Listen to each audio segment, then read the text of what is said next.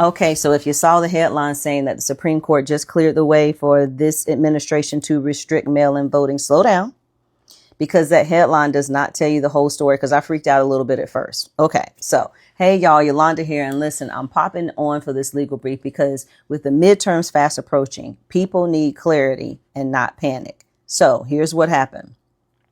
The Supreme Court lifted an injunction that had blocked part of this administration's executive order involving mail-in ballots. But the court did not decide that that executive order itself is constitutional.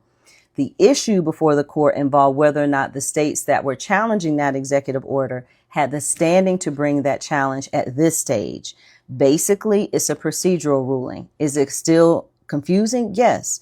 But this is not the same thing as a Supreme Court saying, yes, the president has the constitutional authority to do all of this. That's not what this ruling says.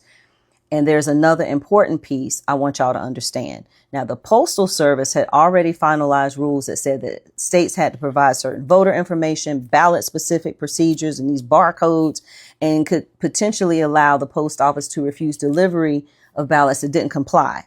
But those rules are still blocked by a federal court order under a separate injunction right now. So what does this mean for you? Okay, let's keep it simple. Right now, follow the voting rules that are provided by your state and your local election officials. Please do not assume mail-in voting disappeared overnight. That's what they want you to think.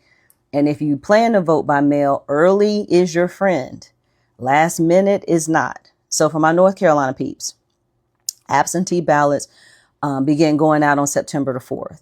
The deadline to request one is October the 20th. And ballots must be received by 7:30 p.m. on Election Day. Regardless of where you live, here's what I need you to do. Check your registration. If you're going to do a mail-in vote, request your ballot early, track it, and pay attention to official election updates because y'all know this litigation is not over. The Supreme Court removed one legal roadblock, but it did not resolve the constitutional question. And it certainly didn't magically solve the logistical chaos that could come from changing how millions of ballots move through the mail weeks before an election. So don't panic. Stay informed.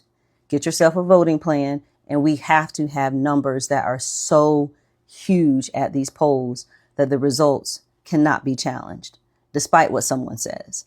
So follow for more. And as always, let's have the conversation.